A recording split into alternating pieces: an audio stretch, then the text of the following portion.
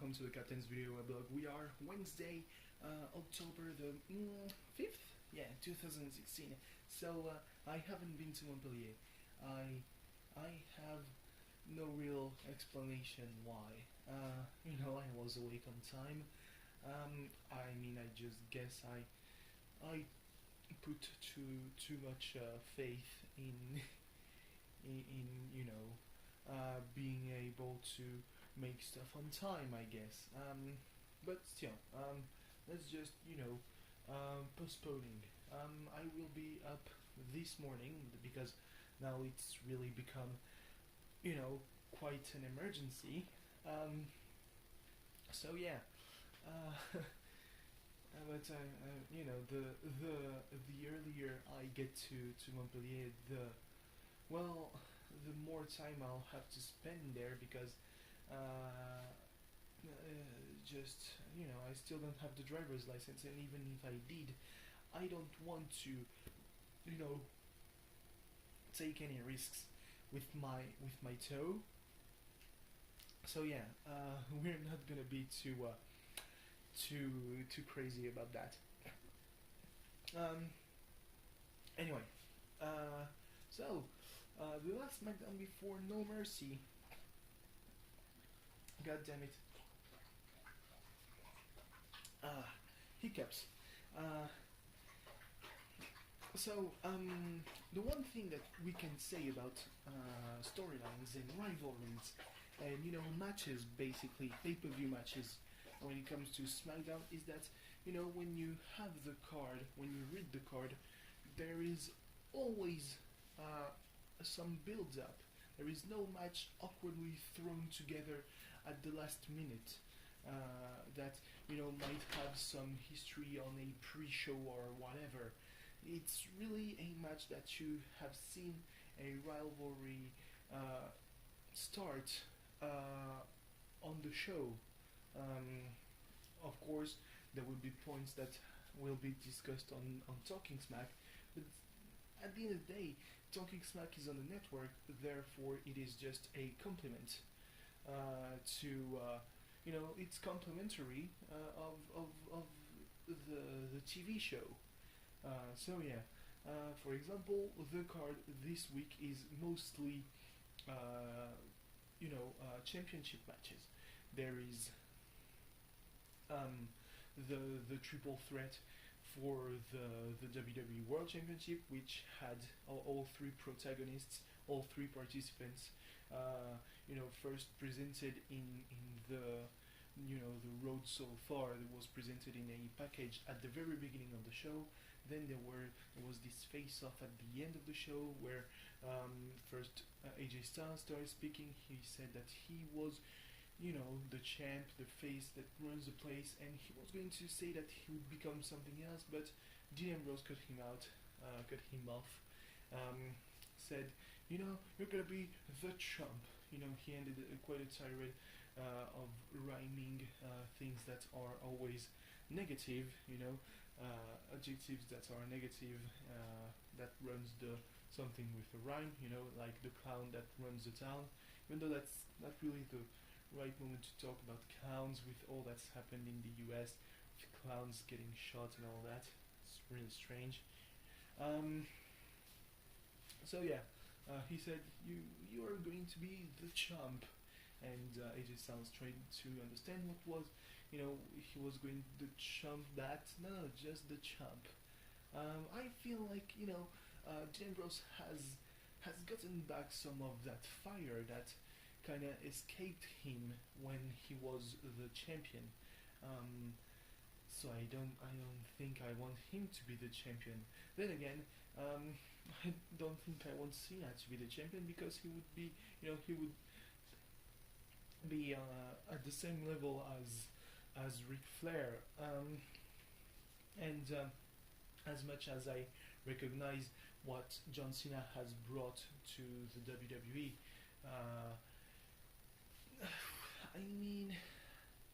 has he had the same impact or a greater impact than Ric Flair on the business? I don't know. And AJ Styles seems to agree with that kind of thought, even though that's only on screen, because I'm sure that even Ric Flair, who said, "Yeah, tell him, AJ, he wouldn't mind having the record tied by John Cena."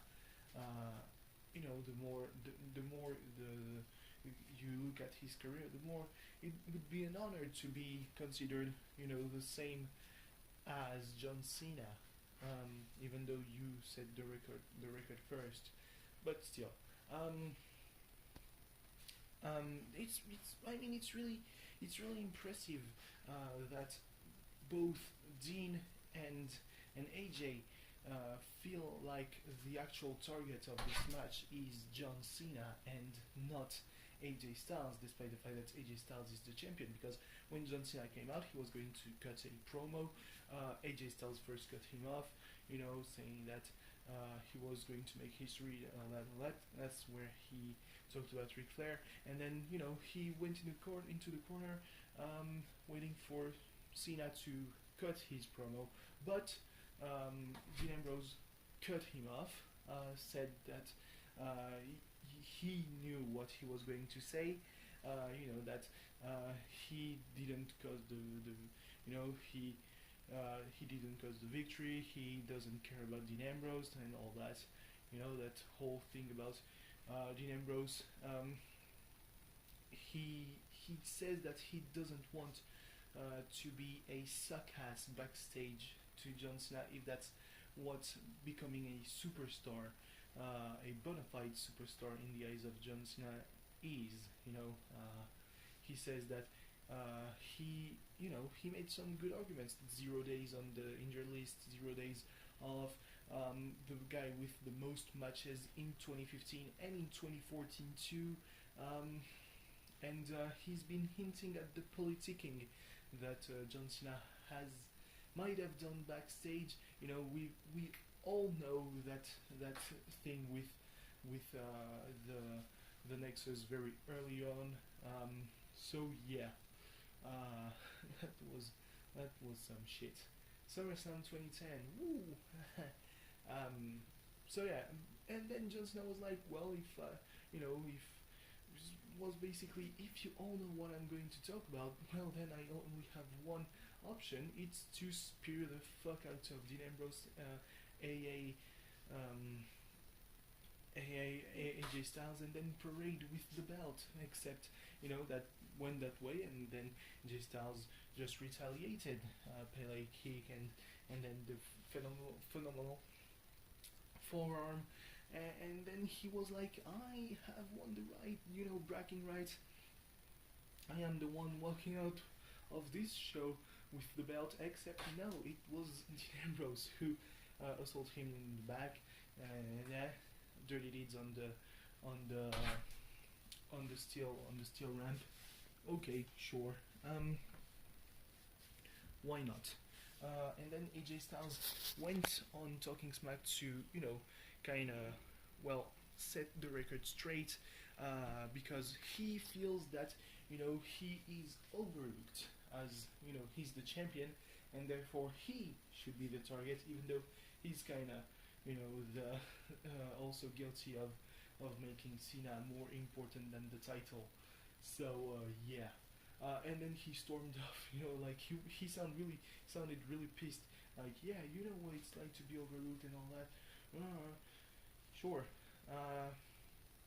go ahead. I would still say that Styles is gonna retain the title, but I wouldn't rule out Dean Ambrose, finding that second fire in him and going at it. One superstar that has gone the other way since winning the title is Becky Lynch. Boy, has she found the fire inside of her. Of course, he's been in a losing effort against Alexa Bliss and Carmella, teaming up with Nikki Bella, and she was the one to eat the pin. But still, she's shown very, signs that she isn't going to back out, and that she and Alexa are going to put on a hell of a display this Sunday. It's going to be really impressive. Originally it was only Nikki versus versus Alexa Bliss. But then it spilled outside, and Carmella was like, "Yeah, you are Kardashian wannabe," and it just went to shit from that point. That's And then tag matches because SmackDown, that's the gimmick. Yeah. I completely forgot about to talk about the first match. Daniel Bryan has said on Talking Smack that he felt like Alexa Bliss could take it. It could happen. I still think that Becky is going to retain, but Alexa Bliss could very much take it. Usually the level of momentum says that if you win the go home show, you are losing on the pay per view. But this time around, not sure. So yeah, other matches included Kane winning against Bray Wyatt, but by count out after Randy Orton. He did a promo with where he had his head upside down and said, "Yeah, I'm seeing the world like you see it. I'm gonna turn your world right side up." And Bray Wyatt was really intrigued, so he went backstage and he walked for quite a long time before being trapped in the room and mysteriously escaping it. Maybe Sister Abigail is going to appear on SmackDown. Ooh.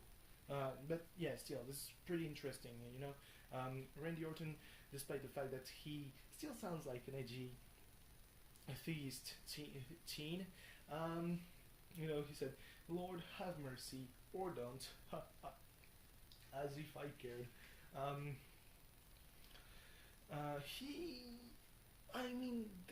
There's this element of not knowing what's gonna happen next that makes the whole thing interesting. I'm not sure that Bray Wyatt will not win because he always loses on pay-per-views. That's his thing. So yeah, Curt Hawkins is debuting on at the end. At No Mercy. I was trying to find the name of the show. Jason Jordan has been taken out by the Usos after winning pretty hastily against Jay, I think. Yeah, he was going to, celebrate, and then Jimmy attacked Chad Gable, who is looking weak. That's kind of the thing. He's going to take quite a lot of effort to make them look strong again in the eyes of more casual fans, despite, especially now that they've been rescued by none other than, the champs, but still, Slater and Rhino. So yeah, I think there was a match between Jack Swagger and Baron Corbin that Jack Swagger won. Yeah. But then he got laid out by Baron Corbin. I'm pretty sure of that. I remember when he was celebrating "We the People," and I feel like it's got cut short, and I'm not sure. So yeah, Daniel Bryan presented the belts to 5 women who had survived breast cancer. He was able to take off the cloth in one go, unlike Enzo Amore on Raw. Then again, Daniel Bryan is not a wrestler, he's the general manager, so obviously he knows what he does. The Vaudevillains have lost to the Hype Bros with the Ascension looking on. So far, besides Breezango, those are the 3 teams that are the most overlooked on the tag team division, obviously. And it's good to try to build them. Even though it's probably not gonna go really far, it's still pretty interesting to see that they are not putting them on like main event or superstars and just saying have fun there. No, they are putting them on SmackDown. They are making them look like they might as well become a big deal. Speaking of big deal, the Intercontinental Championship match. So there was the documentary, which was done in the in the style of a WWE 24 ad, but that was really only advertising the match at No Mercy, where basically everyone was talking shit about Dolph, and they only had the bad moments of his career, like being the caddy of Curvin White, being trying to make a name for himself in the Spirit Squad, who then appeared on his TV to beat up Dolph Ziggler, but then he kicked them in the face. Kenny Dykstra and Mikey. Oh God, I don't remember his name, but it's really interesting to see that. It's pretty funny actually to see Kenny Dykstra on the show with that has John Cena, because it's pretty well known that Kenny Dykstra doesn't really like John Cena. So yeah, I mean, all that the Miz tries to do to discourage Dolph Ziggler might blow in his face, because Dolph has he has a backup plan. He said it so on Talking Smack, that he can do things to wrestling, but it still means that he has stuff to do if he's lost his career, and it's pretty interesting to see that way, because usually you think, yeah, he's gonna come back on Raw or Masked or like a month after. No. This time he pretty much means it. If he's gone, he's fucking gone. So yeah, the stakes are really high, and the Miz is still a coward. So yeah, pretty good episode of SmackDown actually, and Talking Smack is always adding some spice to it. So anyway, thanks for watching. See you tomorrow. Bye bye. Well, I mean, at least NXT is easier to watch than SmackDown, because it's only 50 minutes. So yeah.